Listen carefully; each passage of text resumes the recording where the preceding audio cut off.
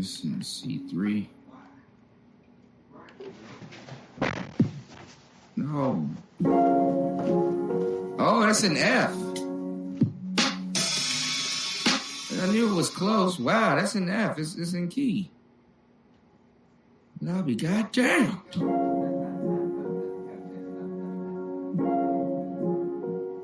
I'll be goddamn. Well, I'll be goddamn.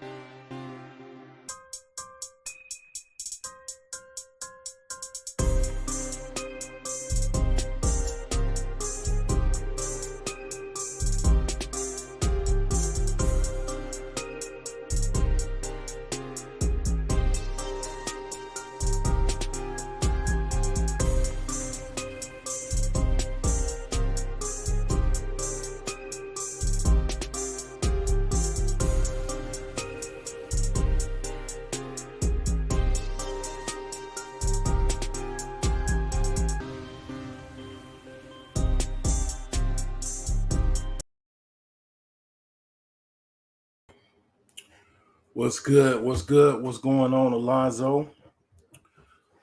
Tonight might be your favorite subject, might be your favorite topic. I'm not sure. I guess I'll talk about my opinion as far as this Ebony K. Williams situation. I will disclose some viewpoints on my observation as far as what I think about this young woman. Definitely disclose what I think about it. Yes, sir. Yes, sir. So as you notice, I got my thumbnail, right? You know, I got my best dressed thumbnail. Now you ask yourself, why are you talking about this? What What are you talking about this? Why are you talking about this, huh? Huh? Who are you to be talking about this? You know, you just a broke dusty, you know. I'll tell you what, I'm more inclined to talk about this than just about anybody else because one of my exes is a AKA. I ain't gonna disclose what she does, but uh let's just say she's more close to uh the masters of the universe side of the uh octane scale. And of course I put BGS it more. I added him in the title because I don't have any problems giving people credit. That this is not something that I came up with. I didn't come up with the octane scale. See how easy that is? Give somebody credit that actually came up with the stuff. Because what I'm going to be talking about as far as this woman and some of her flaws, some of her uh, positive attributes, you guys have the same problems with your personalities and things you do that is just unethical or just no care whatsoever. Just listen to people and taking their conversation and then going to your channel and talking about it verbatim, like you mimicking the person that you've been listening to, almost like a parrot.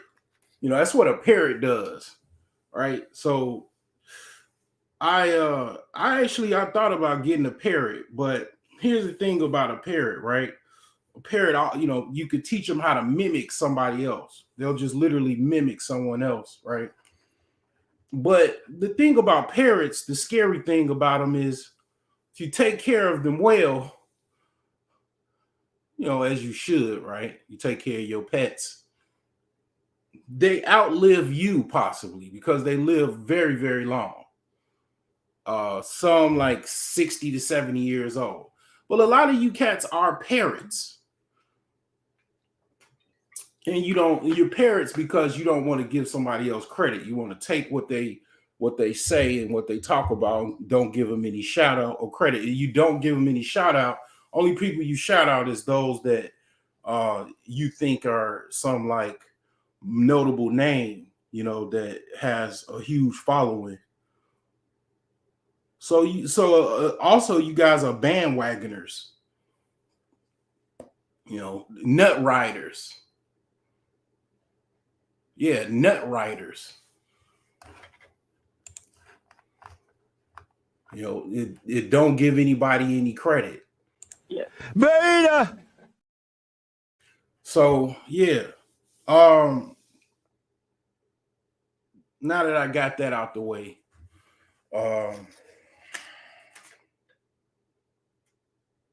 so this is basically me profiling this woman, Erica K. Actually, I said Erica, Ebony K. Williams. Basically, that's the name, Ebony K. Williams. Because there's an Erica Williams. Shout out to Erica. So this is Ebony K. Williams. Okay. So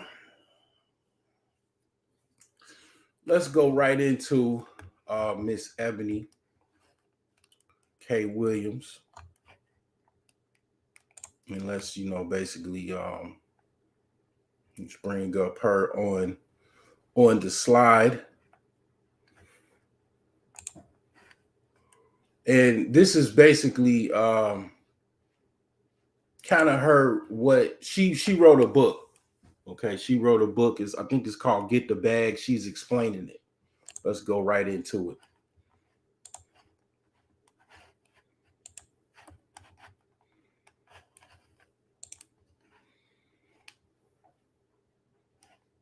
Like many of us, people of color and Black people specifically in the.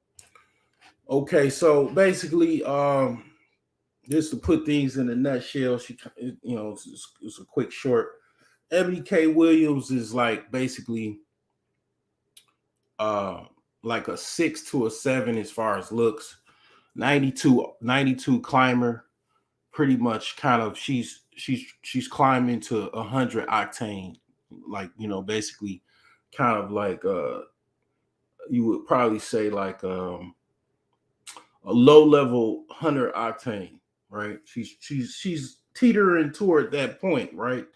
From being 100 octane to a 92 octane. For example, to put things in perspective, she's trying to become Oprah.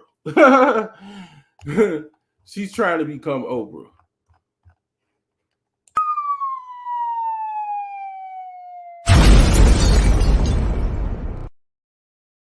Oprah is the queen of what I'm actually going to be talking about. She is the blueprint, right? For basically some of these women to follow, right? They're following the blueprint, but they're fucking up. They're fucking up Oprah's blueprint. And I'm going to be talking about that. Okay. I'm going to be talking about how they're fucking up the blueprint because they're not going all the way with it. But they still have time. She still has time. I believe she's 40 years old or something like that. 2 years my junior. So she still has possibly some eggs there. She's got a good 5 years before she becomes a science project to be able to have children normally or naturally. But with modern science, women can get pregnant all the way up to 50. Just in case you guys didn't know that. But basically, she is, like I say, a 92 climber trying to climb up to the 100 octane level. Like pretty much kind of like what Oprah did. Oprah, actually, that's what she did. And you could even say she went higher than that. The argument would be on the table, and it might not even be that much of an argument as far as saying Oprah's ascended to probably the highest level as far as being a masters of the universe. Okay, because I weigh out the good and bad. Some people are, impartial or one way about things or whatever. I lay out the good and the bad. Everybody knows the good and bad with Oprah. It's not it's not nothing else that I have to explain about that. But basically, just to put things in comparison, that is what is a blueprint as far as that what kind of lane she is trying to accomplish, as well as others like her. Okay, she's not the only one.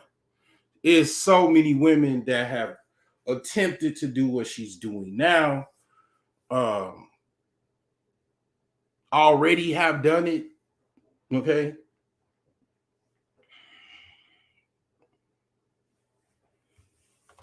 I'm not going to even try to mention names because I'm terrible with names. In case you didn't know, I'm terrible with mentioning other people. She's raised by a single mother. This is what she said. And we all know the challenges with being raised by a single mother. Okay. So I'll just explain it before she goes into detail. So I wear many hats. Okay. A long time ago, before I got into IT, I was planning on being a social worker. Okay. Planning on being basically a social worker. Most likely, if I would have stayed in that lane, I would have had to get a master's degree and even a doctorate to actually be have a doctor in social work. One of my cousins, he has a doctorate in He's a therapist. Okay.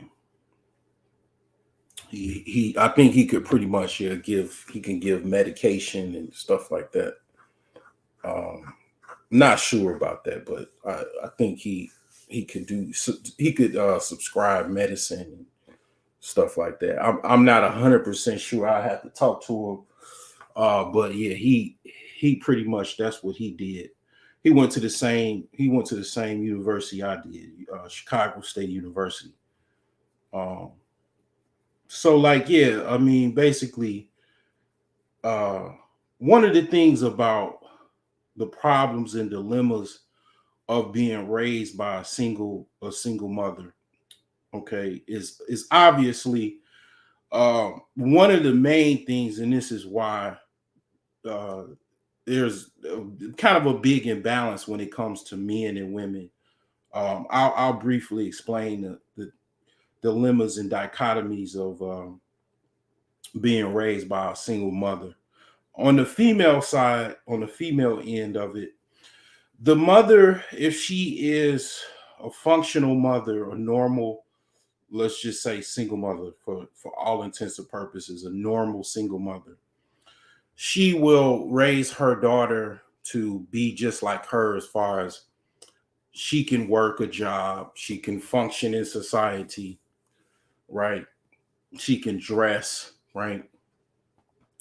I mean, one thing she obviously has a problem with, as far as the mother actually being able to maintain a healthy relationship with a man. Okay.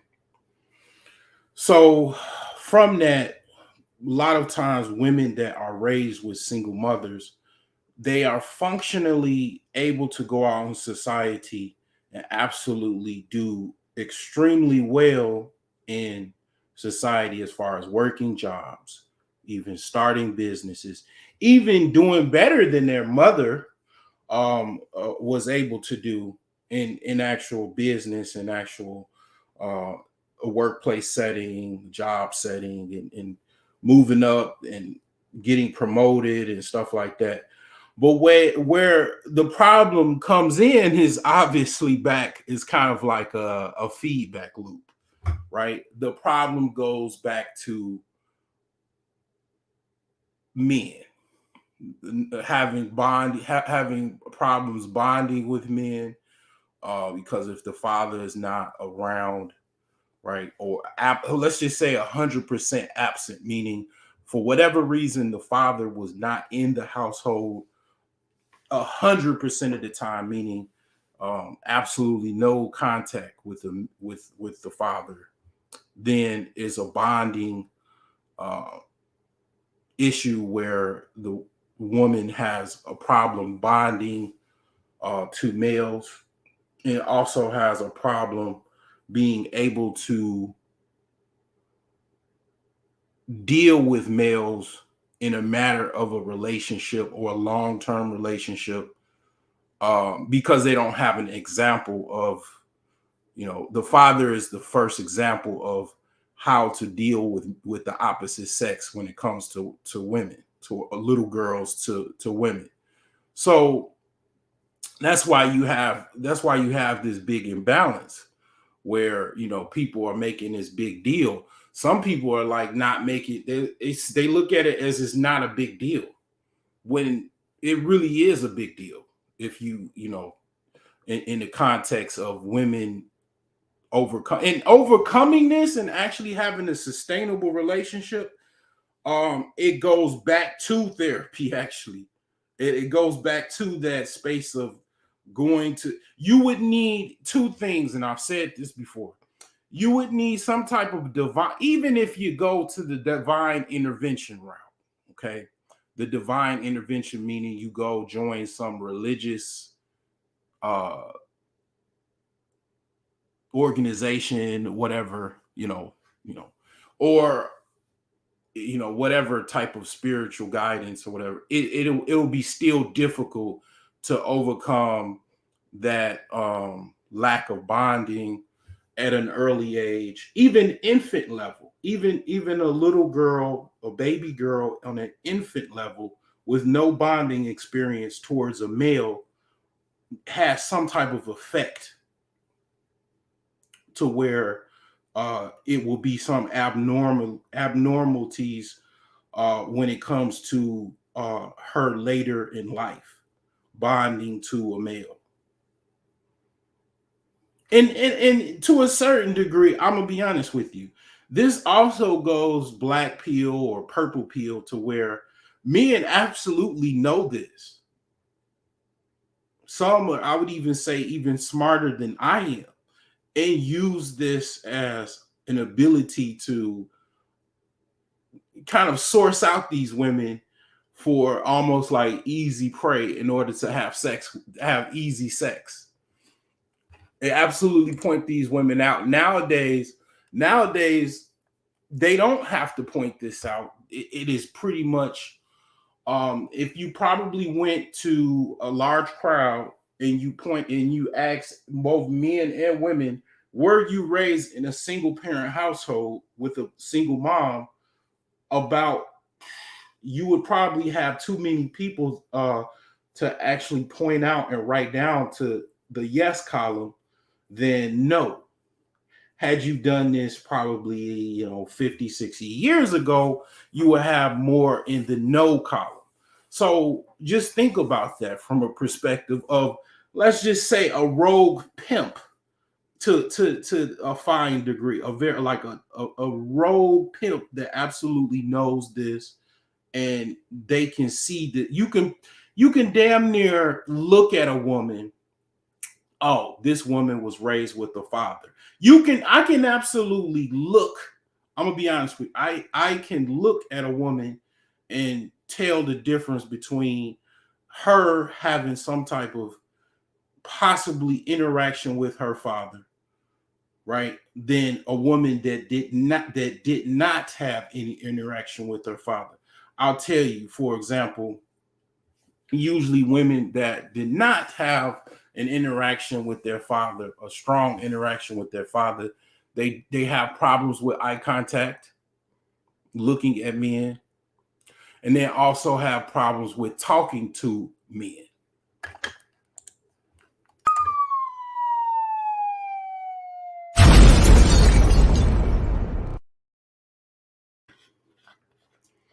You find that this is like one of the reasons why, if you go to a drive-through, it's like an awkward, uncomfortable experience.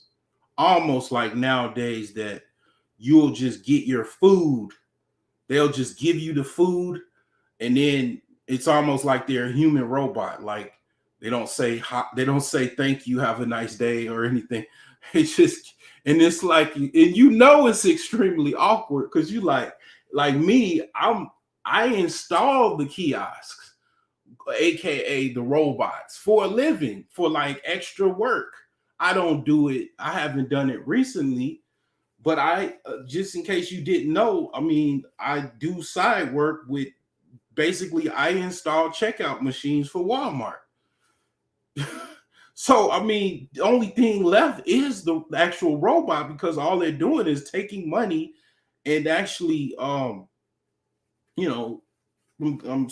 just going on a side tangent, but they're taking money and giving you their food. You mean to tell me a robot, can just basically take the money already and, give you the food? And then it's it's absolutely no human interaction, awkwardness. And then basically you just get some robot to just, give you your food like a vending machine, like the vending machines where they, Coke vending machines where they just slide, take the soda, and then it just drops down. I mean, literally, we're already there. They already have like McDonald's that are 100% no human actual labor whatsoever, and it's 100% automated. They already working on automating these types of businesses and stuff like that. I myself, I mean, I'm a little speculative as far as is this a good thing or a bad thing? But I'm just saying. I mean, to get out the weeds and come back to what I was talking about. That's how that interaction is. It's an awkward interaction, because thus minimal to no interaction with a father, which is generally the first male that you will interact with in your life. So I take that from, I talk about the most kind of rogue person that you will meet. Let's just say a pimp or an abusive male that looks for women like these that don't have a father in their life. They absolutely take advantage of these women, which that's what goes on, because there's a level of weakness that is exploited from that if a woman does not have some type of intervention. Even if she has intervention, even if she goes to get therapy, there's just some type of kind of like black hole that is there. So it is very, very important for both men and women to interact with the child at the earliest age possible. You have women that, and when I say women, I speak loosely. I would say baby mama terrorists, or whatever the case may be.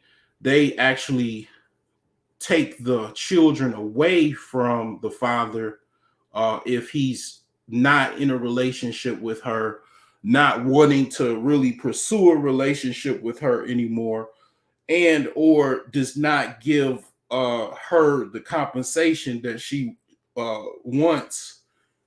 They will actually take the children away as a punishment from the father, right?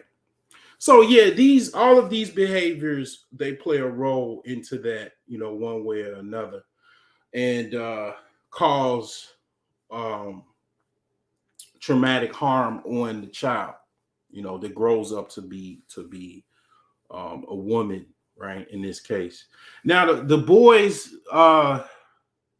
have actually an opposite experience. So a boy that is basically raised without a father, they have the understanding of like a woman, being able to talk to a woman, look a woman in the eye, and all of that, right? But what they don't have is the ability, or struggle with the ability, to be able to wake up in the morning, go to work, just basically function in society, know how to dress, and know how to communicate in the business world, in the workplace. So that's where you have the opposite antithesis of these women, where they are like thugs. That's where the thug comes in, where the thug is basically an outcast or a rebel in society because he has a problem staying in the workforce, working in the workplace, and also the business world. So he goes to System D and does various forms of illegal activities to survive, gets caught, gets a record, gets tarnished, and any hopes of getting the actual job becomes difficult. But he doesn't have a problem with as far as women, getting women, even maintaining women. He just has a problem making money in the work, in legally, let's just say, in society, doing male responsibilities as well as male activities that are independent of what is the antithesis of actually being a man. He has problems actually being a man, as far as doing manly things, such as going out in the world, putting that cape on, and taking everything for what it is, good and bad, and bringing home the bread and taking care of the bills and stuff like that. A lot of men, that's where they have a problem, when they don't have a man around to show them the example. See somebody getting up in the morning and going to work and dealing with the hardships of society and coming home. So that's where that imbalance comes in. And that's why that's also why a lot of these women actually do like, they like their counterpart. The thug is their counterpart. The thug was not, he didn't have his father in the household too. They actually have something to bond with. They have a shared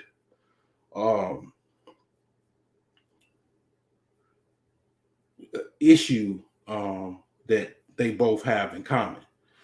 So that's that. I'm going to kind of further break this this thing down, as far as who this woman is behind the money, behind the organization she represents. And she's going to talk about her successes, and she's definitely successful. We're going to play this video.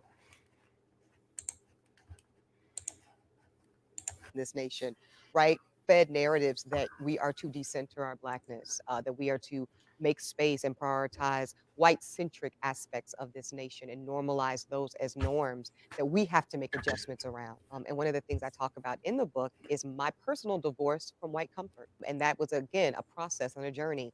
It comes honest through my education. And so she was married to a white guy, right? What happens a lot of times, black guys, having issues with the black guy. Let's, kind of try the white guy, and it's not necessarily any guy. It's actual men. It's all men. All men are, white guys, he's still a man at the end of the day. He's, it's an issue, but the thing is that she was married to a white guy, or in a relationship with a white guy, and it was close to marriage. I think something like that. She was a white guy's fiance. So yeah, that's what she was talking about. Another thing is that she mentioned white comfort. That's another thing that a lot of black women go. That's what they find intriguing about white men. White men are in white. They have a white society, and white society is comfort. They have they have a lot of comfort. It's more. See, the thing is this, right? I've talked about this over and over again, and I have to go back to it. So black people really don't have that much. We don't have a consolidation of wealth. I can easily convert the word wealth to comfort. I can say, I can actually talk about what I can take out the word wealth and put in comfort, and it really wouldn't be that different. It'll still make sense to you if I take the word wealth out and put in comfort.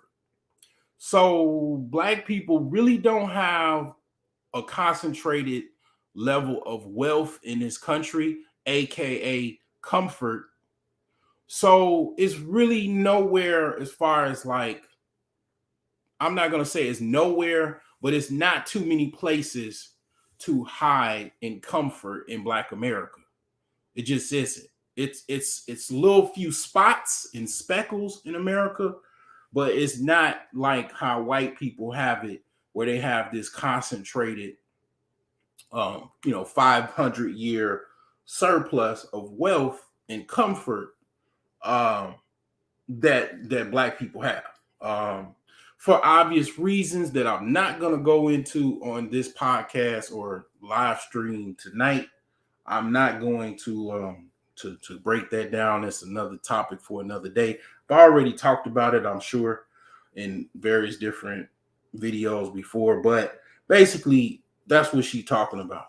Okay. College and law school, my experience practicing law, my experience as a journalist, my experience in pageants, politics. I've, been blessed to be in many spaces as a relatively young Black woman. And I noticed that when I show up more boldly and authentic in my Blackness, I end up actually getting a better result from all aspects. And I want to be clear, this is called securing the bag, right? From even a commercial space, I end up more successful the more authentic and unapologetic I am in my identity, which happens to be a Black woman. So that's like a little introduction to what to who she is. The reason I pretty much got her in my feed is just like how you guys got in her feed. Basically. If you're still there, Alonzo, I can pretty much bring you up if you want. If you want to add to the discussion, or anybody else, if you want to add to the discussion, this definitely ain't no echo chamber. You know what I'm saying? I'm free to take some thought.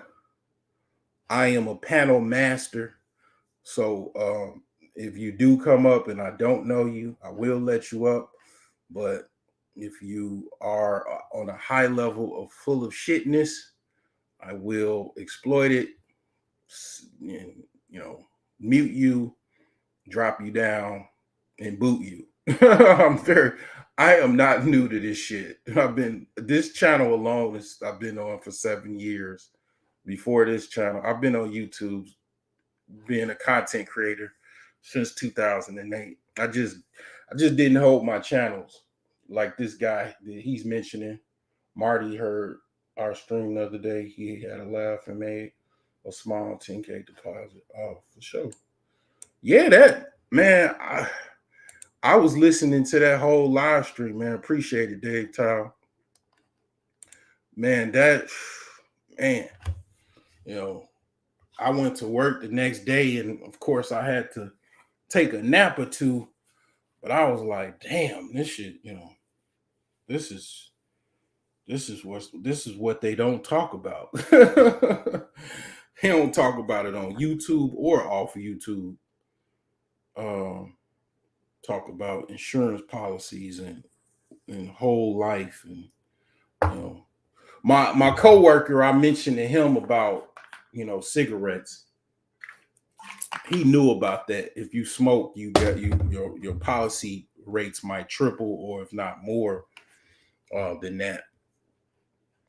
But yeah, if you there, man, I'll put the link, or anybody else in the chat if you want to talk about it. I'm going to play the infamous interview. And before I get to that, I'm gonna tell you what. Okay, so Iyanla Vanzant, she is, I believe Iyanla is a licensed therapist, and what she is,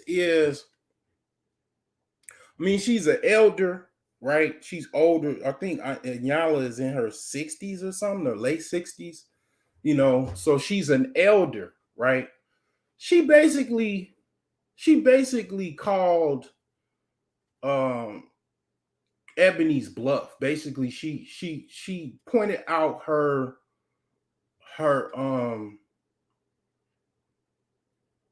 basically weakness, or not only, I don't want to say, well, yeah, you could say weakness, but she pointed out her flaws in the conversation. She basically said, what she said, and she pointed out the obvious, that this woman is obviously a high-strung woman that typically does not deal with men under her caliber. But here's the problem. Here's the problem with this, right?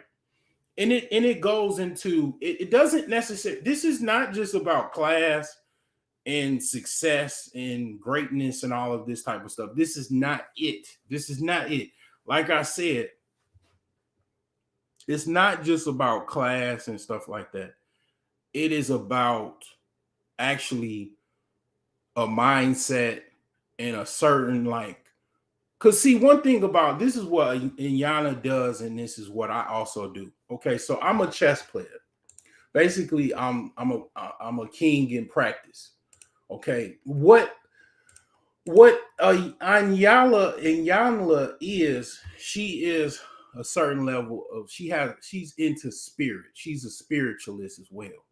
Like how you are as a person besides your money. Okay, basically, for example, millionaire or not, or whoever, if you got $10 million in the bank, can you go out in that forest with a fucking bush knife, a backpack, and survive? I don't give a fuck about your octane levels or any. Can you go out in the bush and survive in the cold?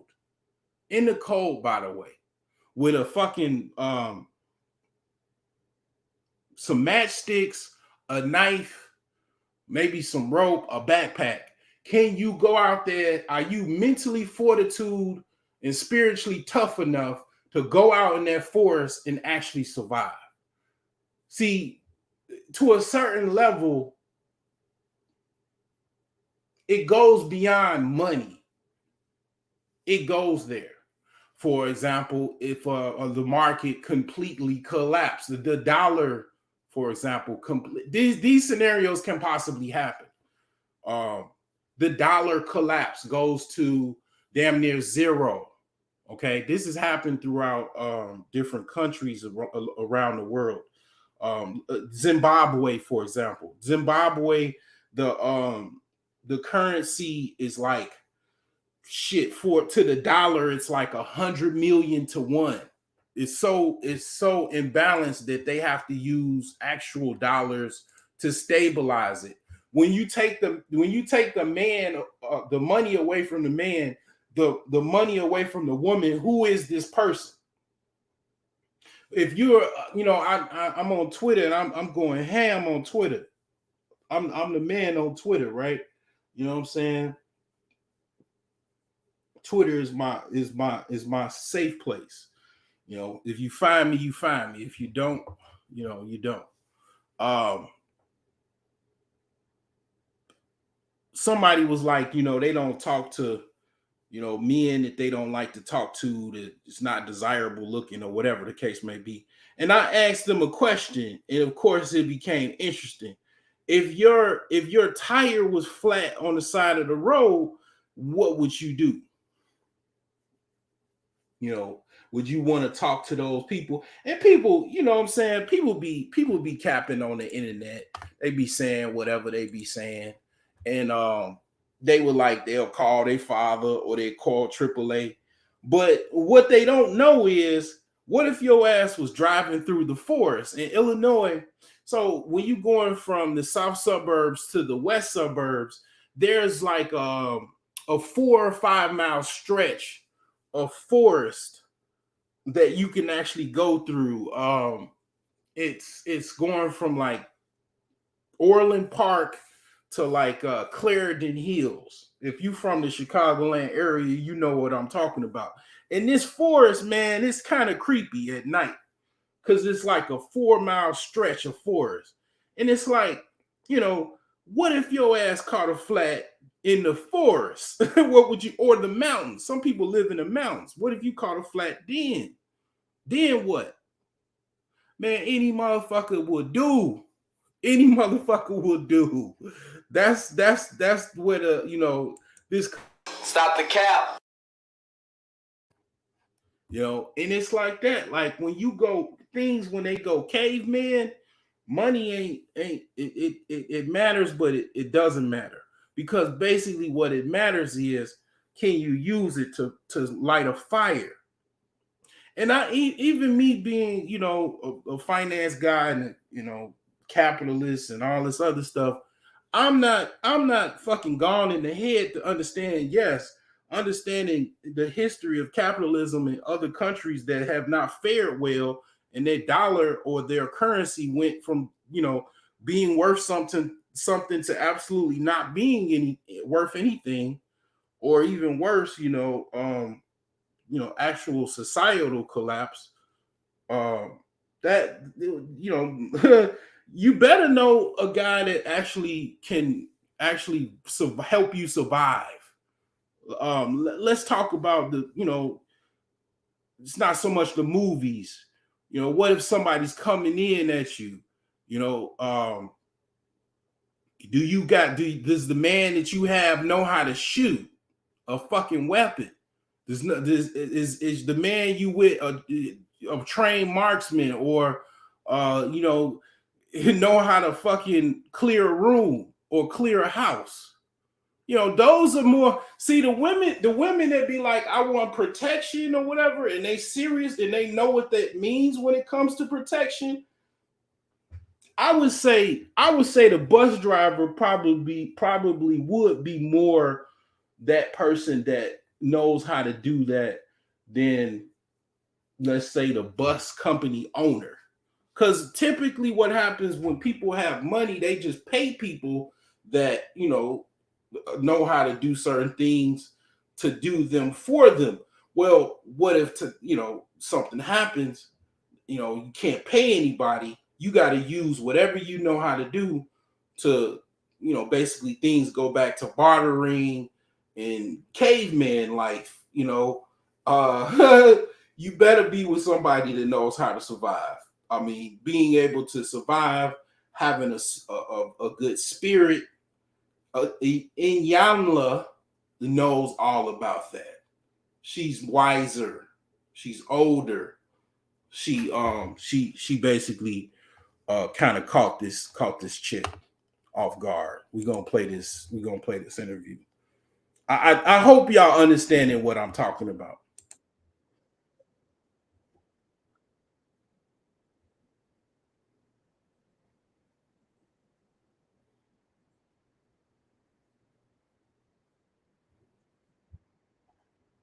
Oh, I thought Iyanla was a therapist. She's a lawyer. Wow. I mean, you learn something every day.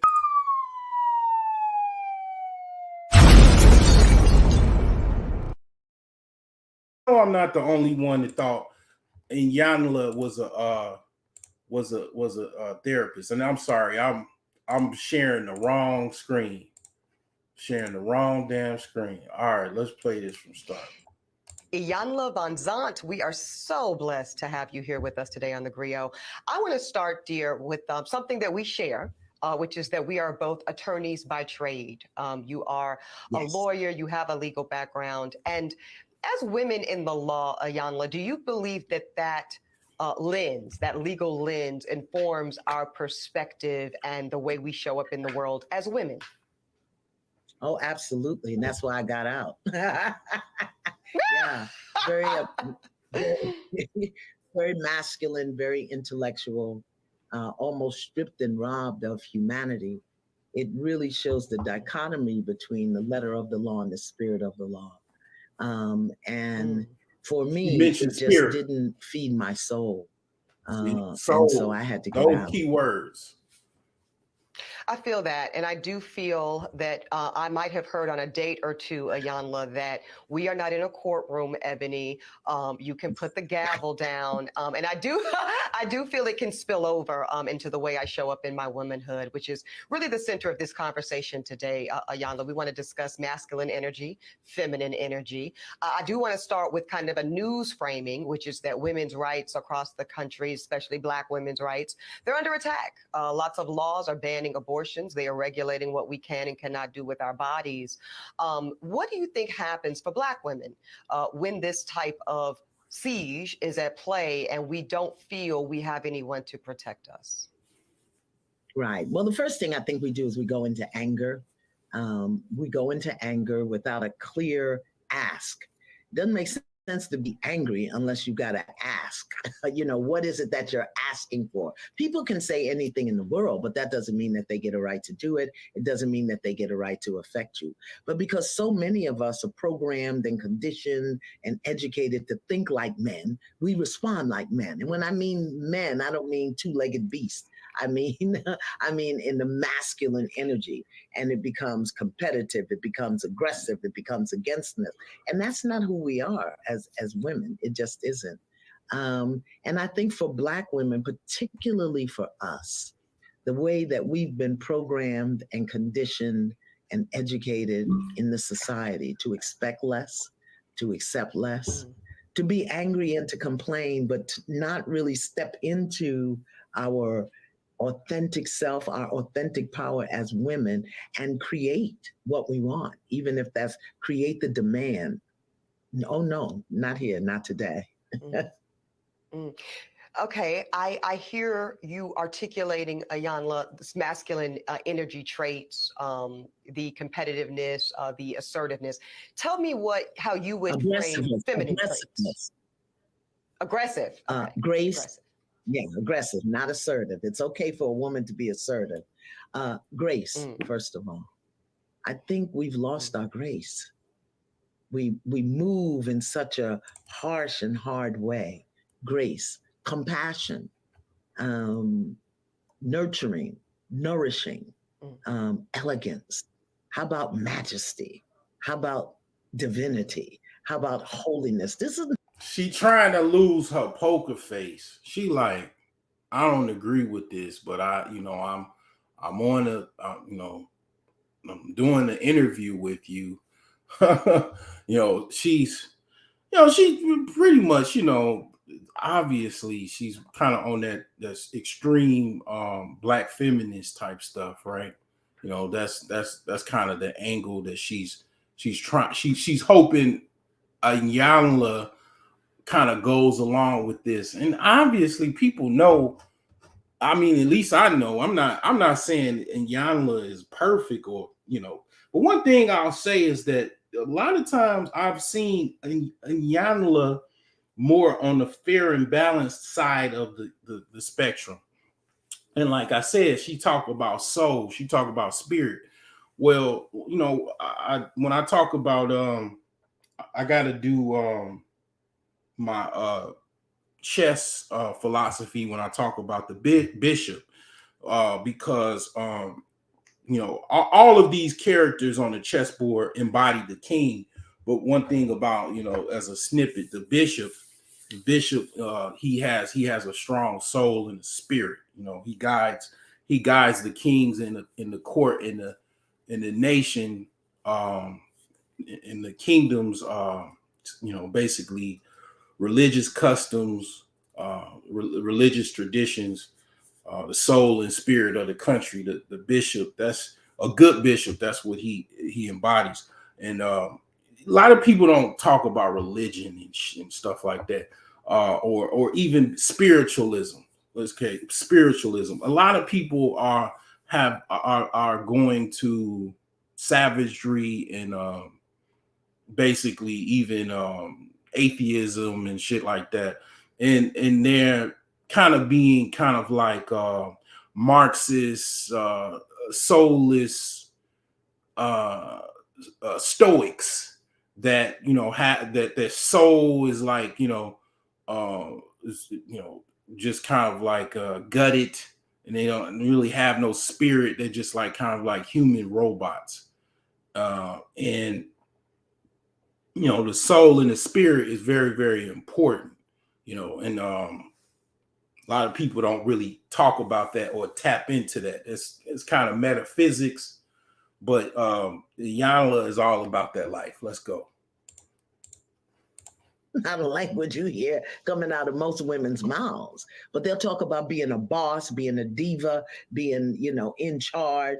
And many of us are either not seated in our throne as queens, or we're in the throne and the crown is crooked, meaning we're in the throne and we don't really know how to hold that place without.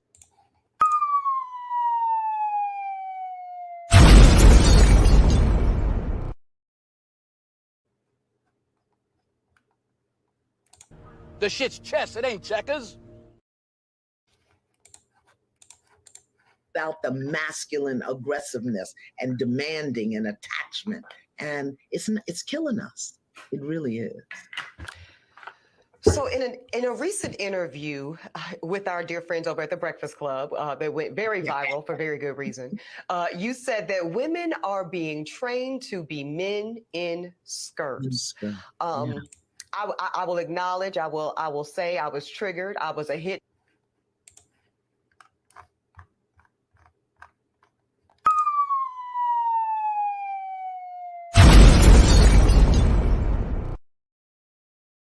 Message. Basically, that's what I've been saying. Pants wearing she-hees. That's what I call them. Pants wearing she-hees. And yeah, these pants wearing she-hees.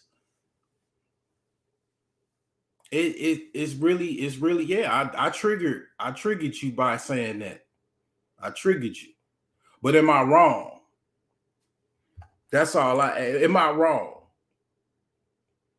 If I went and bought a dress and went to work tomorrow, I will lose my motherfucking job. Not that I want to wear a dress, but if I did, society would fucking laugh the fuck out of me, laugh at me, rip me to fucking shreds. And I would definitely lose. I go into work, I will lose my motherfucking job. And the thing is that I understand that, but you cannot tell me, nor that you can tell me that a man is a woman or a woman is a man, nor can I tell you the abnormality of your dress code.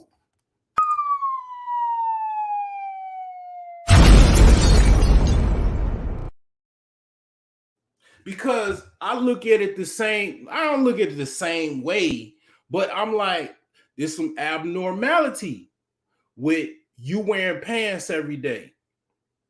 You acting like a man, you gotta be a man in your mind. It's some abnormal, I look at that shit as abnormal too. I don't give a fuck what society says. Or other people, whatever, simps, whatever. That's some abnormal shit to me. Because, like I said, I'll say it again. If I put a dress on tomorrow, I'll be in the unemployment line next week. Message. But, I mean, see, what all trigger means with a lot of women I notice, or even men, is that you're pointing out the obvious. And you can't deny it, so it there goes the trigger. It's almost like, somebody pointing out you being full of shit, and you got to be like, damn, you caught me being full of shit. Damn, I'm full. Damn, I can't say nothing. God damn it, you caught my bullshit. Dog, and I holla to the entire production team to get you here today, because I actually think you're right. I think you're right, Ayanla. I do think that I'll just speak for myself vulnerably. When I think of a masculine posture and what I would expect a man to do in my life, two things come top of mind, and they are provide and they are protect. And when my lived experience, and I think I'm still relatively young, I guess, but I'm 40 in September. So, I've had some relationships. Okay, it's another word that I didn't write down as far as my notes. And that word, and you hear this quite a bit, that word is delusion. A 40-year-old woman is not fucking young. And see, here's the thing. This is where this woman is a lawyer. She, is an AKA. She's a nice looking woman. Okay. Is a multimillionaire. Okay. And she thinks she's young. at 40. And these women that actually believe this shit because of I don't know, somebody told them or they think it in their brain. 40 for a woman is not young. The reason why this is why it's not young. Okay. I gotta repeat a lot of shit, right?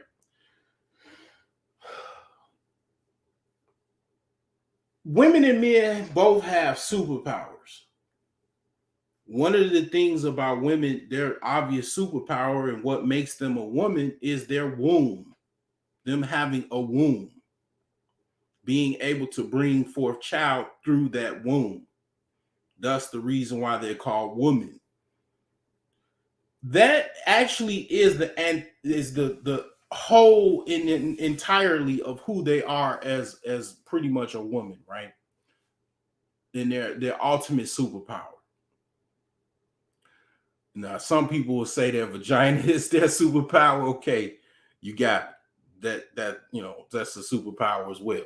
But the thing is that literally is kind of where the whole being old versus not being old. Women tend to outlive men. That's also a superpower for them. But they age out of sexual reproduction at a faster rate than men. That's where lies our superpower. Men can actually bring forth children all the way up until old age. As long, actually, like I said, I've said this multitudes of times on my channel. The actual sex reproduction of a male is actually tied into his mortality. A lot of times, often, soon as a man has any sexual reproduction issues, typically that's his calling card towards going to, his untimely demise. Is literally tied into our actual life on Earth. A lot of times that is a calling card for you're, pretty much about to die, buddy. Your dick stopped working. You can't produce no sperm anymore. Get ready to call the upper room. You coming. Literally that is I learned that. You know where I learned that from? I was going to do community service. I was I got caught into some legal trouble, and I had to do community service, and I was on a bus with the sheriffs, Cook County sheriffs, going to do community service. They just so happened to have the radio on, and they were talking about it. And that's when that's how I learned that. That was a long time ago, but it was that literally I remembered that. It's certain things that I don't forget, and that was one of them. And it's literally that is how the different, like I said, one of the differences between men and women is that a man, for example, Isaac, I always mention this. Isaac Hayes was 82 when he died. He died on a treadmill, I believe. His wife was 35 or in her 30s. And he just had a 2-year-old child 2 years prior. Okay. Than his passing at 82 years old. So, that, like I said, that it is, you know what I'm saying? You could talk about penis envy, male envy, whatever the case may be. This is why women should get this, ugly truth or hard truth at an early age so they don't fumble their life away. Not saying that women die at 40 or 45 or 50. No, I'm just saying that your sexual reproduction, it pretty much goes dormant. Therefore, you're aged out at an early age. It just is what it is. I'm gonna be honest with you. That delusion can cost you years in your life and decades in your life. And ultimately, you actually not living the life you ultimately wanted. You become a lifelong spinster because you haven't overcome your because basically what she's telling me is that she's also, I mean, I obviously already know she's a narcissist. She's actually a delusional narcissist, which narcissist actually kind of goes with delusion. But yeah, she's basically a delusional narcissist. And she's not the only one. It's a lot of women that nowadays are delusional narcissists. Because if you can literally be like this, right? I had loved ones that no longer here that were kind of similar. If you have friends, or let's say you yourself, you don't allow yourself to be around other people that are your peers or your friends to check you. Like if anybody ever check you, you become the type of woman that basically cusses people out, extremely defensive and hard towards anybody that try to put you in check, as far as to point out any flaw that you have. You're like that. And your friends, you have the same type of behavior toward them, that you basically go unchecked because by proxy of you being extremely defensive, extremely hard towards any type of criticism. You will literally create your own bubble, your own delusional narcissistic bubble, to you actually believing that you're full of, like, you're the shit, and you actually know you're not. You just basically bark at anybody that criticizes you, and you've created a world to where you bark at anybody else to criticize you. But see, here's the thing: Iyanla is a guest. She is a higher tier woman in the sense that, I mentioned Oprah. When I started, she has a personal business relationship with Oprah. She knows Oprah very well. She already went where she is actually trying to go, and following that, like I said, that Oprah blueprint. And Iyanla already done that. She pretty much done already, had that success under her belt. She went on the Breakfast Club. She's interviewing her. Let's just say this probably went live. She can't do that shit that she does to her friends or bark at anybody else on this setting. This is also her job as well. Like I said, I mean, a lot of women, they're able to work jobs extremely well and follow, their bosses, basically recommendations as well as leadership, but they have a problem following their partners or leadership and orders or whatever. So yeah, that's something I wanted to point out. Let me continue to play this. And I've yet to find a man who has shown, this includes even my father, who was absent. I've yet to have a male energy that provided or protected me consistently ever. Mm-hmm. So I think that I have taken on the reins to protect and provide for myself, because what I'm not going to do. So I said that earlier. Message. Iyanla, is be without. Baby, it's not happening. Be without what? So that be without protection, and be without the necessities of life. Okay. But I say that with an invitation, Iyanla, check me. Show me the error of my ways. Tell me how I might be missing it, because I might be. Okay. I too am an alpha woman. So I understand what that means. And I tell people all the time, I was a horrible mother.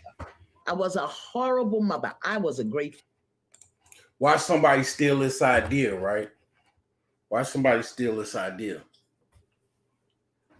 Okay. That alpha woman shit. I'm gonna tell you what I was. I was a Boy Scout.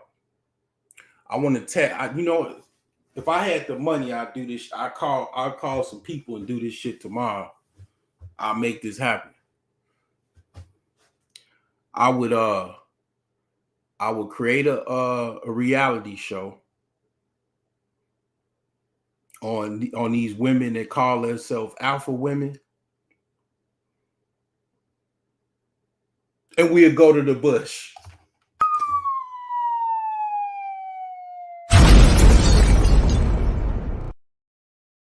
Test your alpha-ness. We're gonna literally no makeup. No, you sign up for the show, right? No, get you get a backup, you get a backpack, you get one shirt, whatever clothing you want to wear, you get some socks, you get a pair of shoes, and you can get 2 items and an optional 3rd item that of your choosing. You get a knife or a pair of matches or a book of matches, or you can bring like another item of your choosing. Can't be no gun. It can't be no. You can bring some mace. You can bring some mace, but those are all you can bring. Come on, we going in the forest. We going. You gotta go. You gotta survive in the forest for about 4 days. Let's test this alphaness. No, you're an alpha woman, right? Okay, come on. We're gonna go out in the bush, and you got one basically one liter of water. Let's see how much of an alpha woman you are. Man, I swear to God, I would pay. Matter of fact, I already see this shit. It's called Naked and Afraid. It's called Naked and Afraid.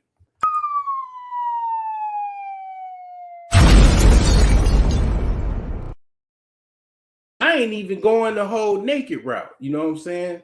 I mean, come on, whatever you got on, plus you get, a backup pair of clothes.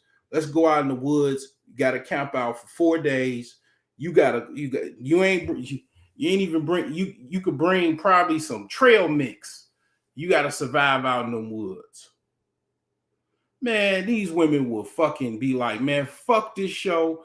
I'm not about to be in, I don't want to be on this show anymore. Let me take my ass home. I'm not doing this. Probably within the first 4 hours. Both of them. You know what I'm saying? Both of them. Yeah. So, I mean, yeah. Now, it is some women that they can absolutely survive the bush. So, absolutely. The jungle, the forest, whatever. And a lot of those women live in Alaska. Father. And I was a horrible mother because I'd never been mothered. So I didn't know how to affirm, how to nurture, how to nourish, how to guide. I knew how to direct, how to demand, how to discipline, and like you said, provide and protect. Those are masculine energies. And the distinction here is men build, women create. So we know how to build. We know how to get to the external and get the work done and drive and push and do it. We don't know how to be still, create it, and allow it to come to us. And I learned that when I lost everything. I learned how to create because I had already built and it all crumbled.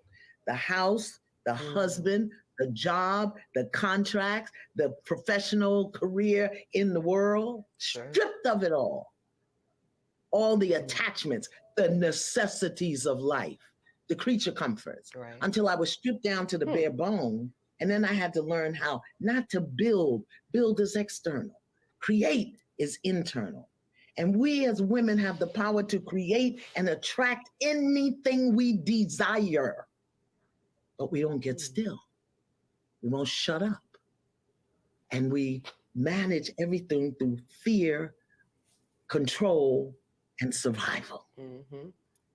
as opposed to feeling, knowing, and blooming or flourishing. Complete different thing. But since we've never been trained, we haven't been trained, we haven't been taught. So we do it the way we were taught to do it, which is very masculine in nature. Did you know that you could get $50,000 to over $150,000 of investment capital? And very external. That's, I feel that you are describing me to a T, Mr. Yanla.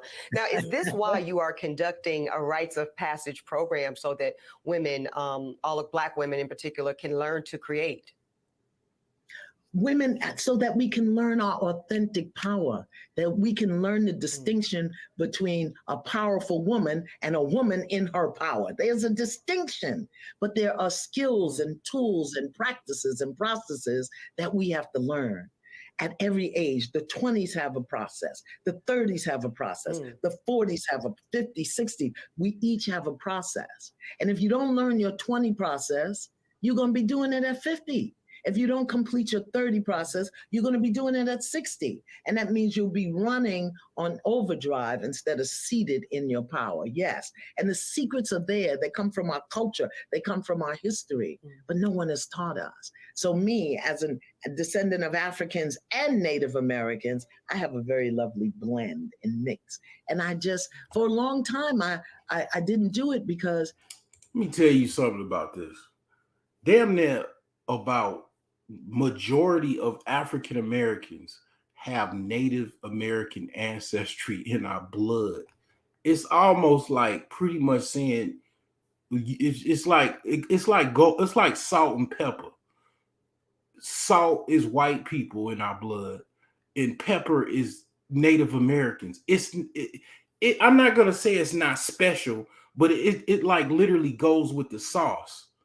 I mean, it literally is most of Black people's ancestry in this country, because the Native Americans bought slaves in a multitude. Actually, they didn't even buy slaves. The Europeans traded slaves with the Indians.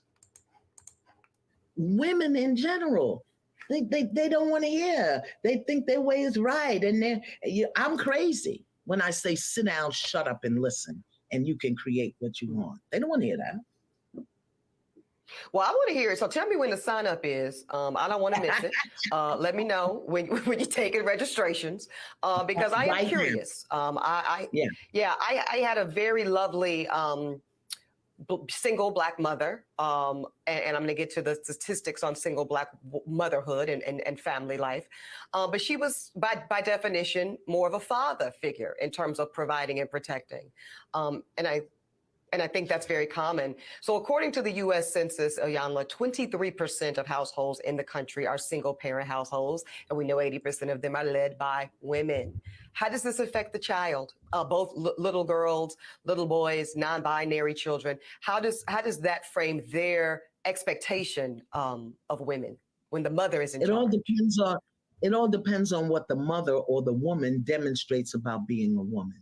If she's demonstrating that it's hard and it's rough and nobody's helping me and I got to do this and you got to do it this way, then that's what the children are going to get. If she's angry because she's alone, if she's desperate because if she's not conscious, if she's not careful. I mean, when I look at the damage that I did to my children, not being clear about who I am as a feminine expression of the chief architect and creator of the universe.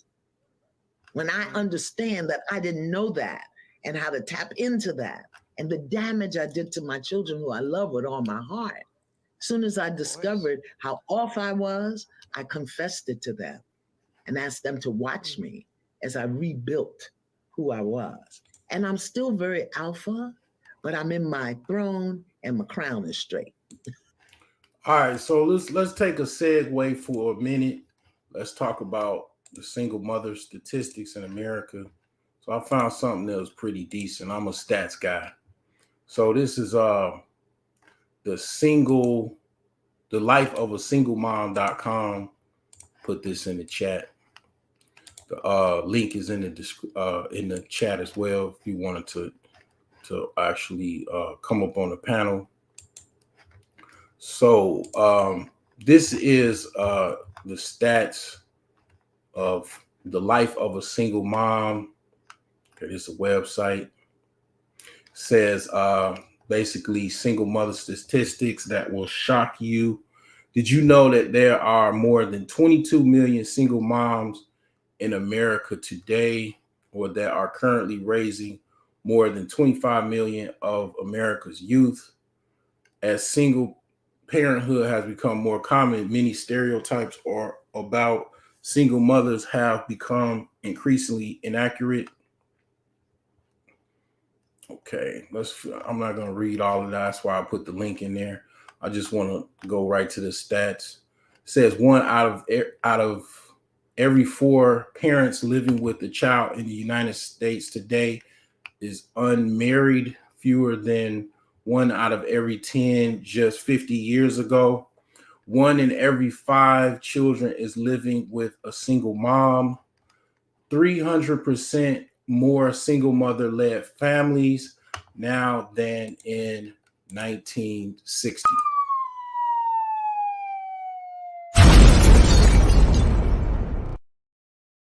Okay, United States of single.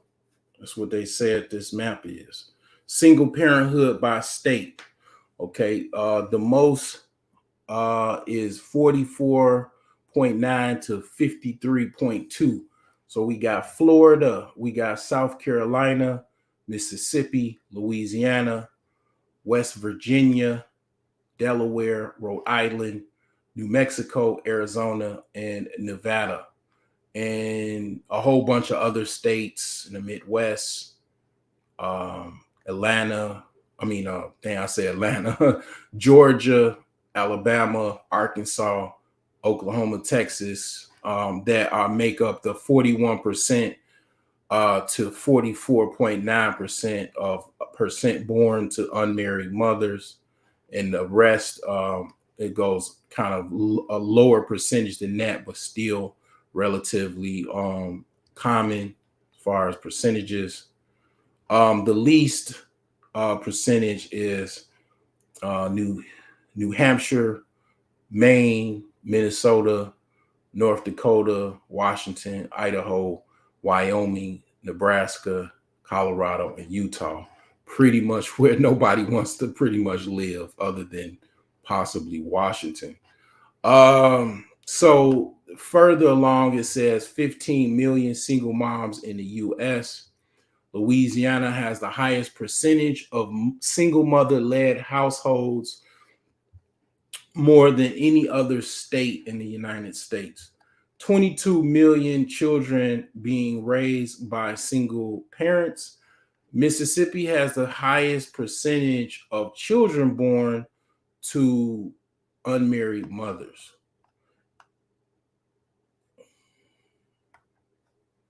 Okay, so this talks about how this is impacting more than just the United States. It's a worldwide issue.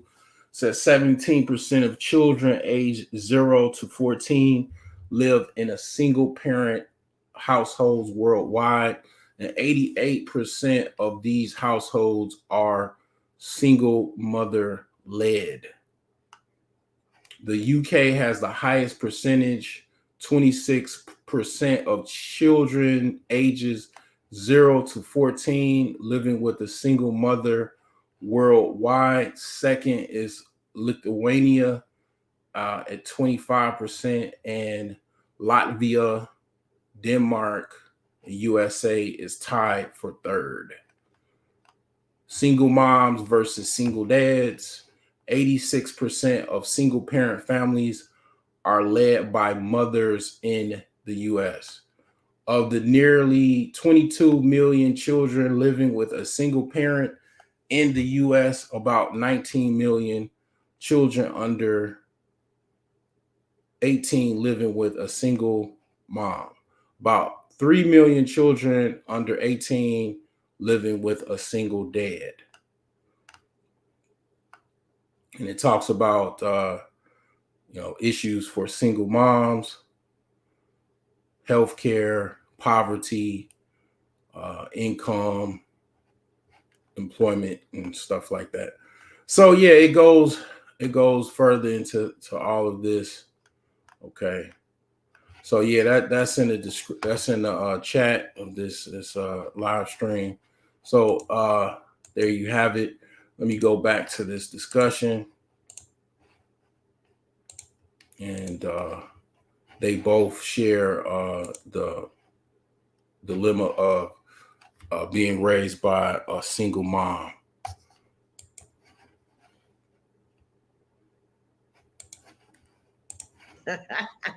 Okay.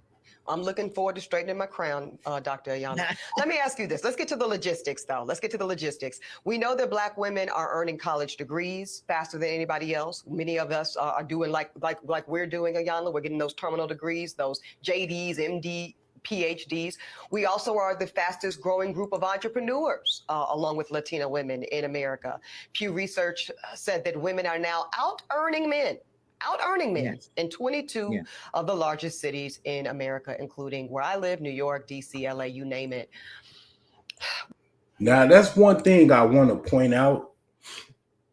A lot of times, men, they want to make a lot of money and have a lot of success, so they can actually get either a good woman or a lot of women, right? What I find with women, they want to make money so they can actually kind of be independent of men, or actually like kind of like stray away from men. I find that dichotomy kind of tripped out. Let's continue this. When we talk, and I know that you've said that you cannot teach a man or tell a man how to be a man. So I will not ask you to indict men in this question. But I do want you to speak, Ayanla, to how women need to, position ourselves so that we can be in our divinity, so we can have our crowns right, how we can create and not build, when some of us, quite frankly, feel that the men that are available to us, and I'm talking about across the color spectrum, across the age spectrum, trust me, I've done them all, they are not positioned to protect nor provide because of some of the statistics we just talked about. They're not earning the incomes. They're not having the... Let me show you something about like social behavior.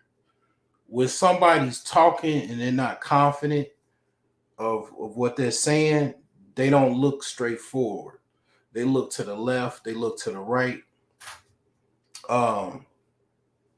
Basically, people not dumb, right? That's why I never took this bookmark as far as the delusion off of it. People can see, people can see you. They know what your weaknesses are. They know what the problem is by what you say. That's why a lot of times people don't want to talk about what actually happened to them online, or they don't want to disclose details because they don't want to show what actually the weaknesses that they have, what vulnerabilities they have as far as who they are as a person. They'll hide behind an avatar. They'll not disclose their personal life, right? How many times have you heard that? I don't disclose my personal life, but I talk about other people's personal life.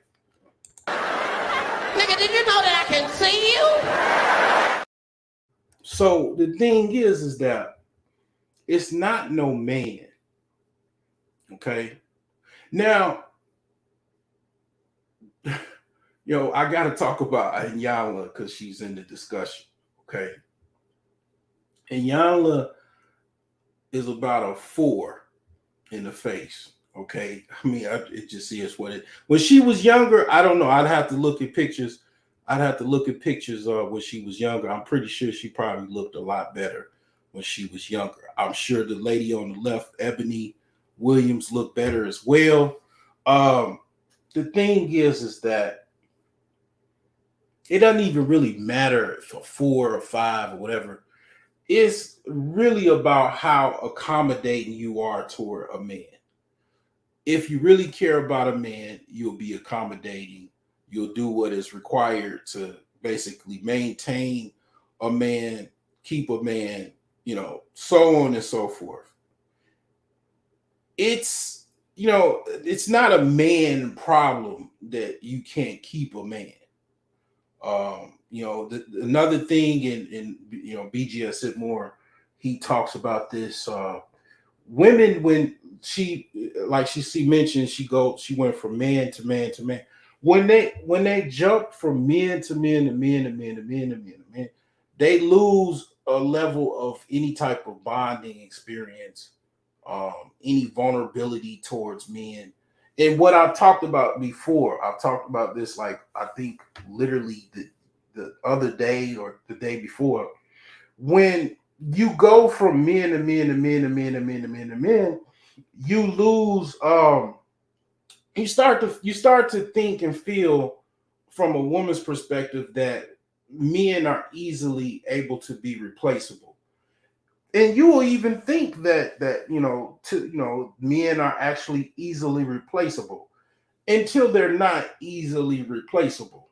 Or you meet that actual guy, that, you know, that awesome guy that was just so great that, you know, and you thought he was replaceable, and he was not. And then you know, scour the world trying to find that guy to replace that guy that you thought was replaceable. And, you know, thus comes the dilemma of, you know, trying to, you know, basically fill that void.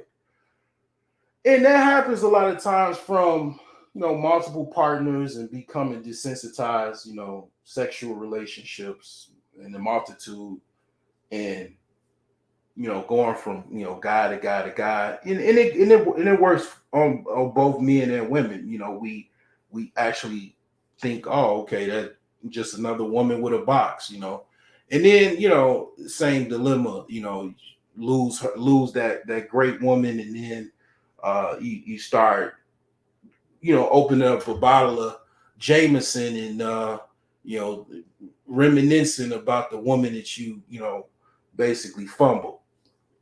And the thing is that you know, like I said, it's not necessarily going from guy to guy, as far as, like, you know, all men are the same or whatever. It's no, you just basically, it's a value situation, and it's also a bonding situation that becomes a worse scenario when you know, go from different men to different men, where now you even need more therapy now. It's just an added layer of therapy, an added layer of spiritual work, or what you know, would call shadow work, you know, to where, you know, you got to really understand the value, right? Like for example, nobody understands the value of a tire until you have a blowout, and you like, damn, you know, even okay, the value of a power tool, or the value of a man that knows how to use tools. That's why I always mention the blowout scenario. You got to blow out. I think it's like 80% of women don't know how to change a tire, and like 60% or something like that of men that don't know how to change a tire. You know, so it's like a lot of times you don't understand the value of something until it's an extreme emergency, you know. And it's like, yeah, that's the thing about, that's where I find a lot of women today, where I kind of see through them. You don't understand the value. You know, you don't get the value. You know, guys understand the value. Guys working 60-hour weeks, 80-hour weeks on that Kevin Samuels act. You know what I'm saying? Working 80 hours, you know, working double jobs. They trying to make more money so they can get a better situation, possibly, and a better outcome with women. Okay, they might not mention that, but that's what they know, that, you know, they will have what it takes to get that look, to peacock better. You know what I'm saying? And the thing is that you know, women need to understand that as well. Like, you know, the vulnerability of I really do want a value, and not so much me saying it out my mouth. I want to actually live it. I want to actually walk out on that and hold on to that, and to a certain extreme, I haven't left that delusional tag. At some point or another, you damn near got to get on your knees. I'm gonna be honest with you. I don't, I ain't no, what I'm saying, I don't care if I get, get doxxed or whatever, somebody find out who I am or whatever, and where I work or whatever. I still stand on it. I mean, because I ain't said no lies.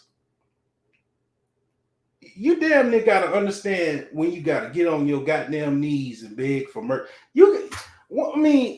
It's like women still will hold on to that level of arrogance to where they don't understand you at the point where you damn near got to get on your knees and start begging.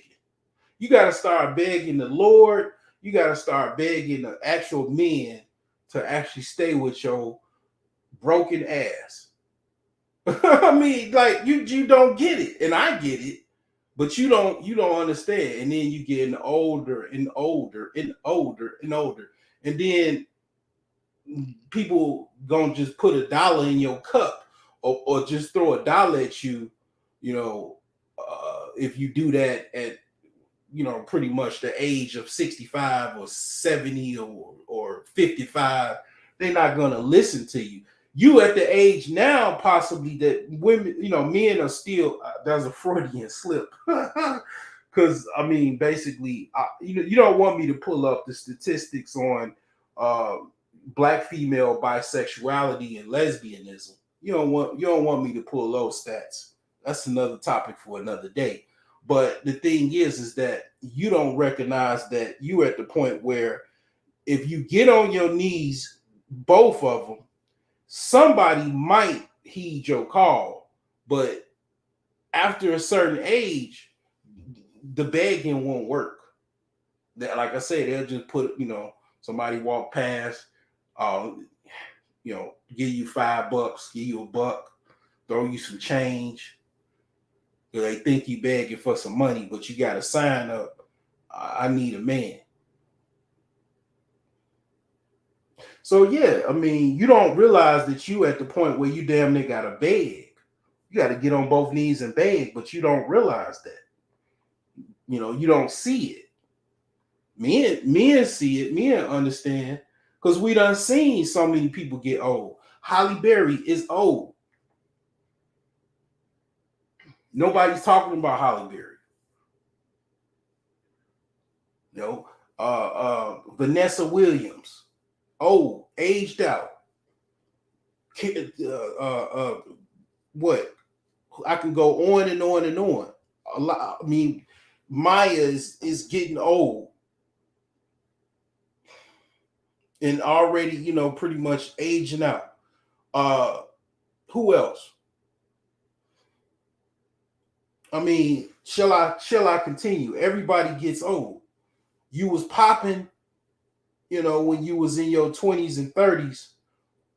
You think after 30 that you're gonna be still popping. Got a short window, and that wall basically comes a crashing, and you just basically hit it, and you don't even realize you hit it.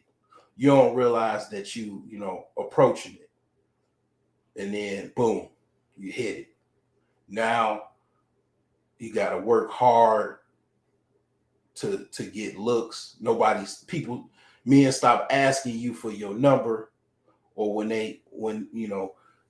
you got to really work hard for men to ask you for their number, or they stop approaching you.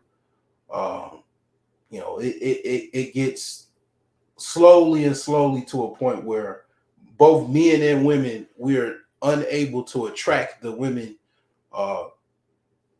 and for women, the men that they once attracted when they was in their 20s, when they was in their 30s, and ultimately 40s.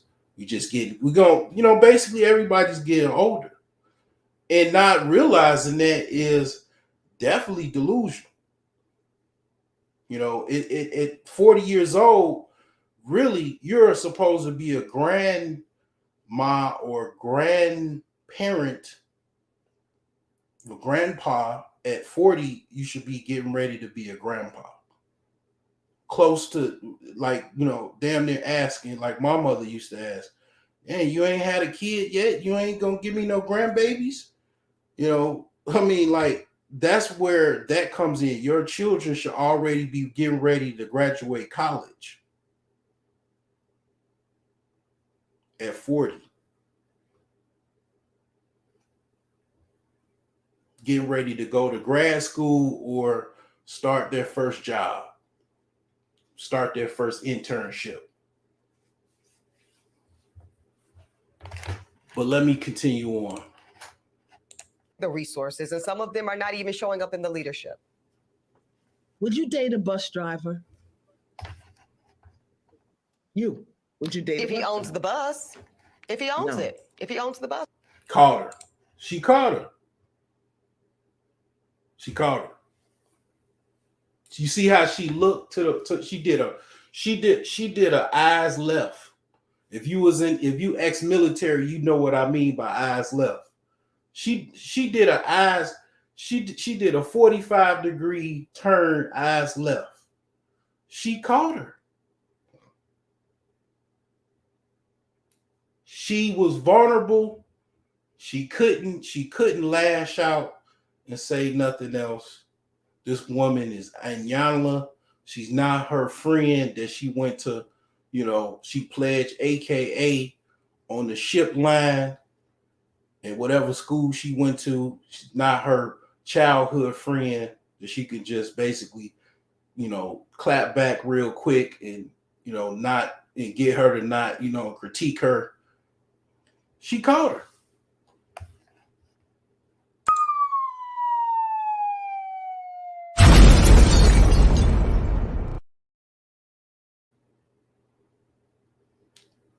And the thing is that you welcome to like whoever the hell you like. That's like me saying, okay, you know, critiquing somebody that says they don't date or like fat women. And it's like you got your own things that you like or whoever you like. I mean, I'm not necessarily critiquing that. That's not what she was talking about when she asked her this question. It's the spirit. It's the actual understanding of who, you know, you are as a person. Like, you don't, it's like you're like Maria Antoinette, and you don't even want to let nobody get a slice of cake. Like, you just so high and mighty, and you know, you just, you know, wouldn't date a bus driver. What if the bus driver, you know, it's like, I mean, it's not so much about the bus. People don't understand. It's not about no bus. It's not about the driver of the bus. It's her not seeing the value of a man, period. If you were on the side of the road in a forest near a mountain, cars coming by, trucks going by, and a bus driver drove past you and stopped on the side of the road and got out the bus, and the conditions was, you got to take me on a date for me to change this tire. For me to help you, I can take me 15 minutes to change this tire. You gonna go on that date with that bus driver, because it don't matter. I mean, unless you a fucking dignitary that's got a damn a police escort, you gotta wait an hour for AAA, and if they busy, it might be an hour and a half too. Somebody might be kind enough to come, you know, stop off the side of the road. They see, oh, okay, they see you in the car. They, you know, you got tinted windows. They don't know who you are, so they might not stop, but the bus driver's condition is to, you got to take him on a date. Change your tire. I need a date. I need your number.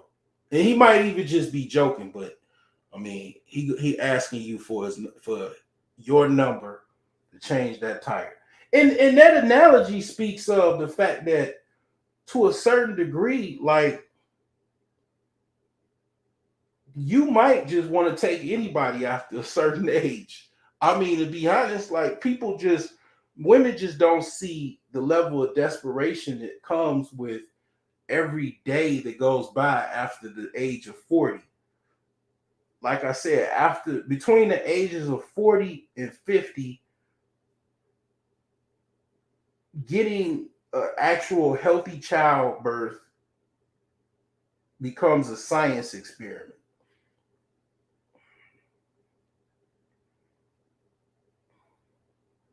I kind of know what I'm talking about. And after 45, I'm gonna be honest with you. This is where you get the women that they're still on the cusp of them being pregnant and, being a science experiment, and it not being a science experiment where it becomes, possibility they can get pregnant naturally. They still hold on to that delusion. They still waiting. Even at that age, they're still waiting. They still feel like they have time. They still think that they have time.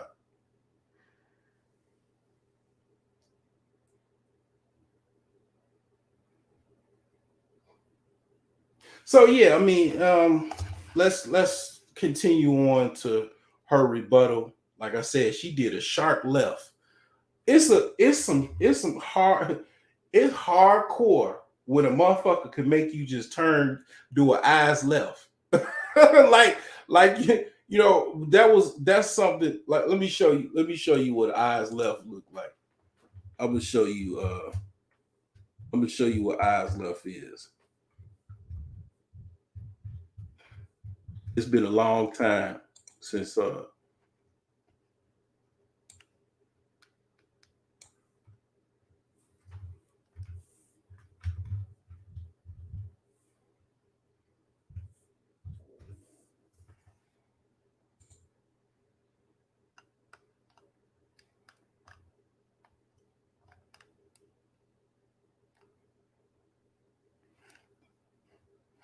and then these guys just so happen to be wearing dresses, but it's not dresses, they call kilts.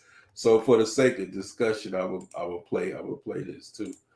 So hold on, let me cue. This is eyes right, but this is what I'm talking about. Hold on.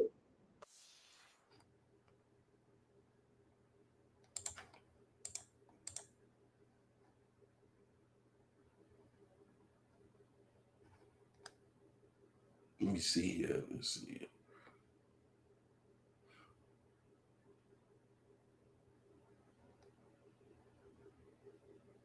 Oh yeah, there we go.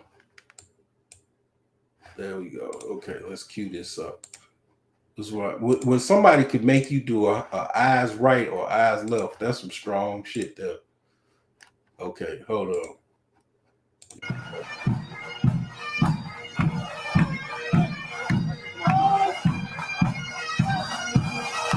See, they turn to the left, but they still marching in sequence.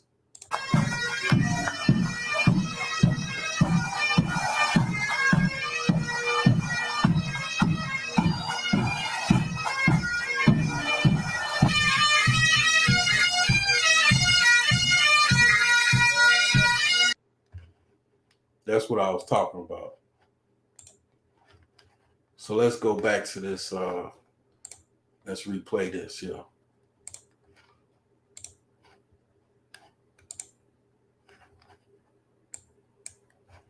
From across the age spectrum, trust me, I've done them all. They are not positioned to protect nor provide because of some of the statistics we just talked about. They're not earning the incomes. They're not having the resources, and some of them are not even showing up in the leadership. Would you date a bus driver? Would you date if he owns the bus? If he owns No. it, if he owns the bus, See, he that's owns a it. problem. That's a problem. Done them all. They are not positioned to protect nor provide because of some of the statistics we just talked about. They're not earning the incomes. They're not having the resources, and some of them are not even showing up in the leadership. Would you date a bus driver? Would you date If he owns the bus? Eyes left.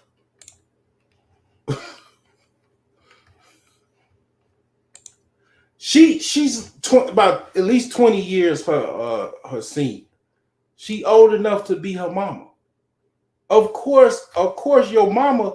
One thing about a mama's job is to see if how full of shit your children are and point it out. That's what a mama's supposed to do. And she caught her. Cause it's like, I mean, you know, the thing is, like I say, it's not about I mean, yeah, people pretty much, I agree, people date within their class. I'm not talking about that. It's not so much of a class thing.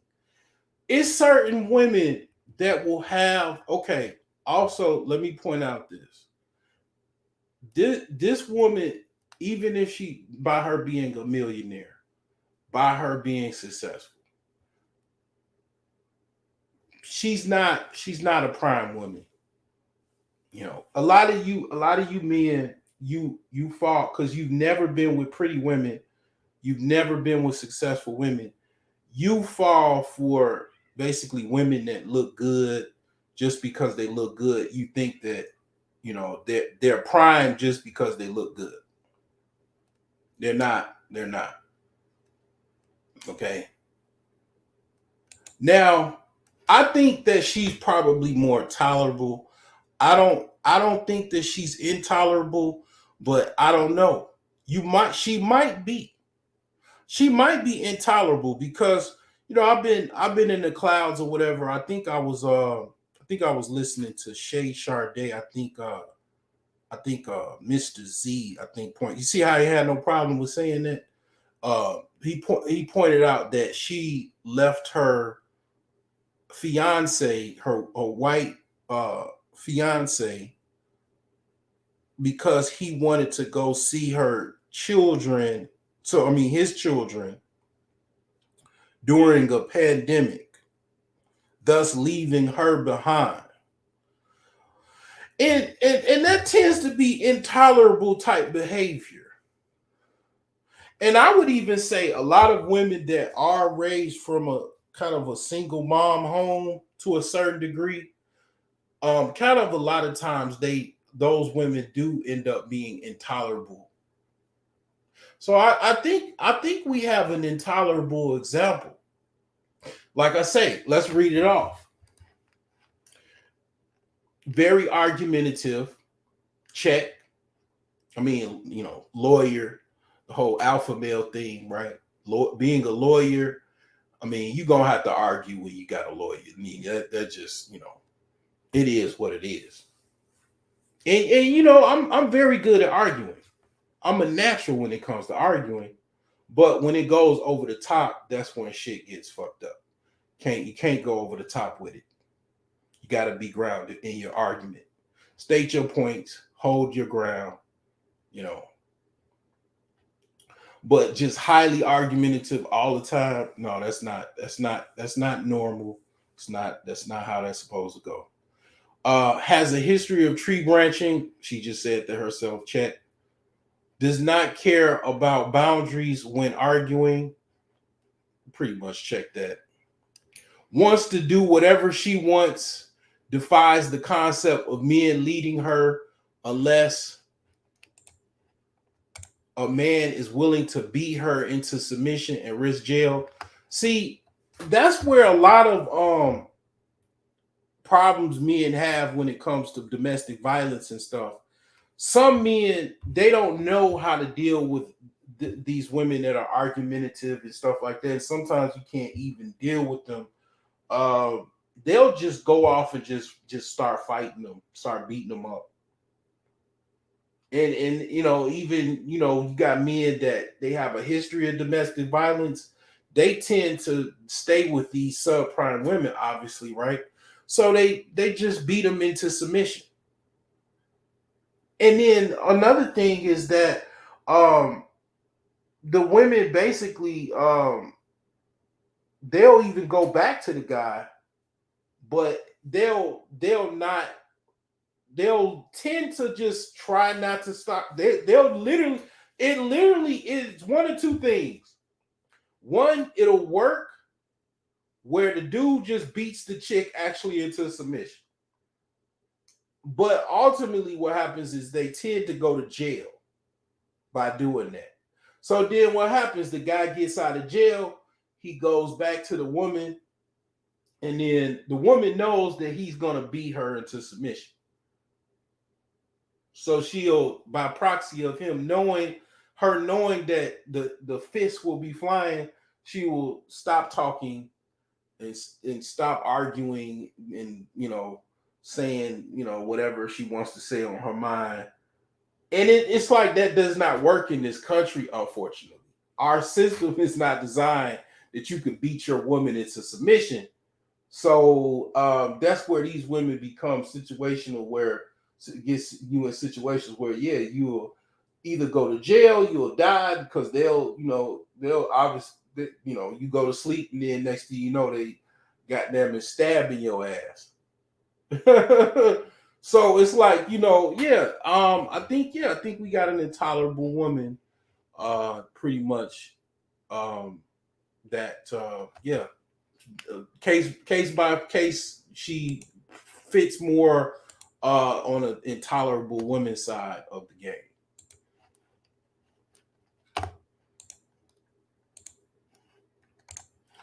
So let's continue on with this here.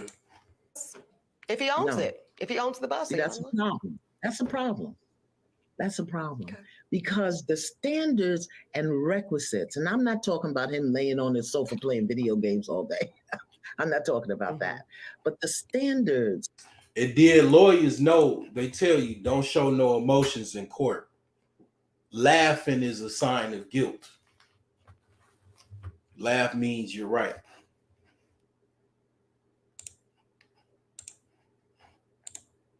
And the criteria that we use to measure men is off for who we are as women and who they are in this society. I would date a bus driver if he loved driving the bus, if he was a man of integrity, if he was good to his mama, if he treated me well, I would date a bus driver. But we think that. Stop it, Ayanna. You would date a bus driver if he had some good dick. Why don't you just say that? Come on.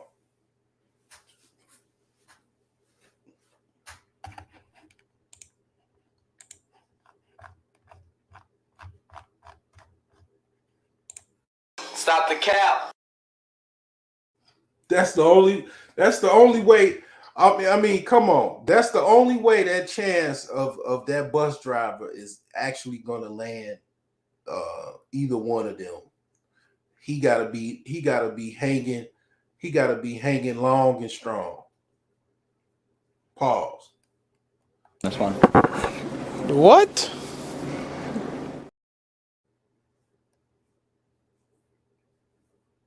That's the only possible scenario that will work. And he gotta probably look a little, gotta be like in the words of Ron Wills,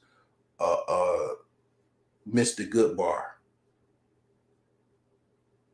But I mean, yeah. Let's continue on further. It's another human being's responsibility to give us what we need instead of us building together. I can build with a bus driver. I'd have my little stash over on the side in my prenup, but I could build with a bus driver. So I think some of the criteria that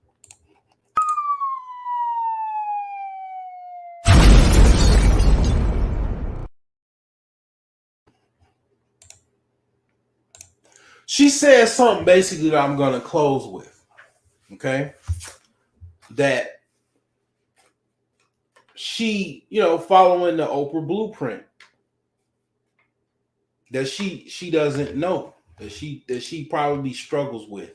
And BGS Sipmore, he talked about this years ago, back in the Coliseum days. Some women have to buy their men. Let me repeat that for the slow crowd. Some women have to buy their men.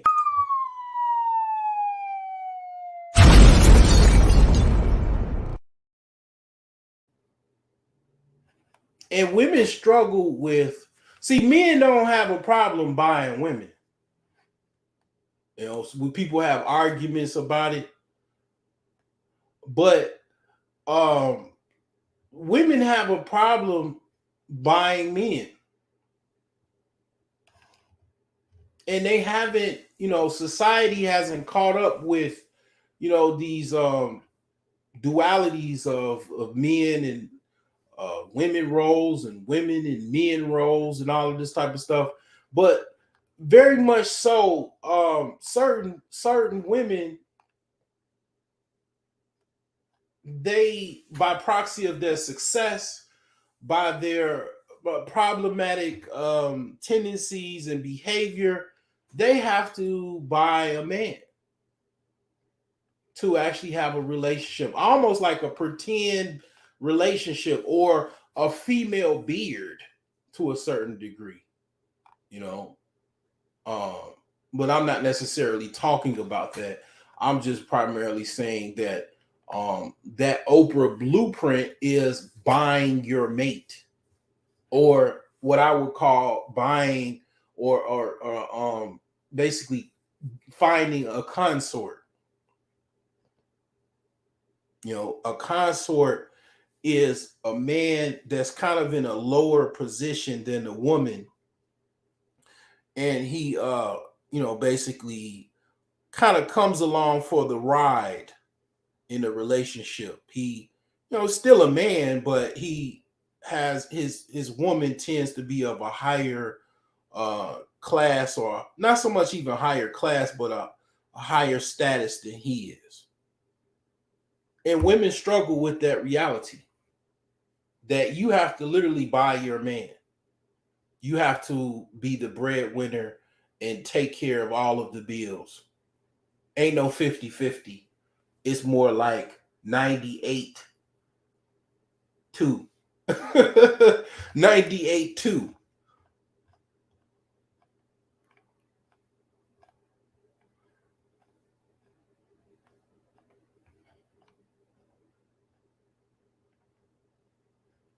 Message. That's my free consultation.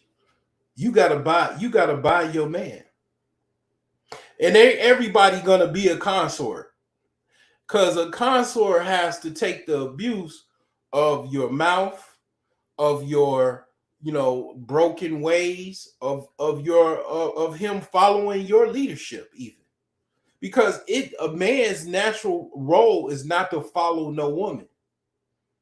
I myself cannot be a consort. I can't. I tried it actually, even, and I can't do it because I absolutely know that I can't do it. It doesn't make sense.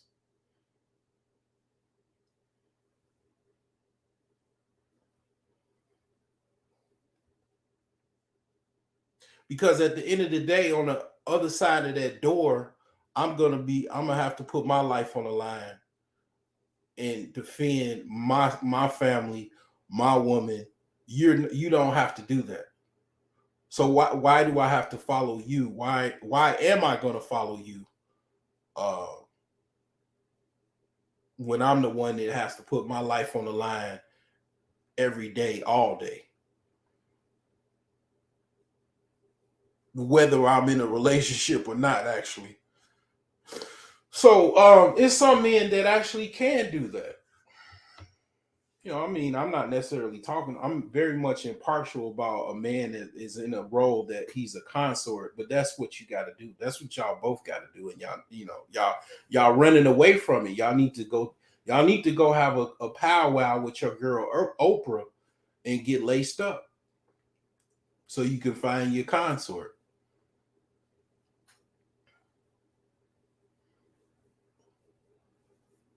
Because, I mean, basically, you will be paying a man to put up with you. Because it's a lot to put up with. That man himself, he might need therapy just to be with you. Just to be in a relationship with you, he may need therapy. He'll need most likely constant therapy. Y'all would need group therapy. Any man that you get with, y'all both would need group therapy. Message.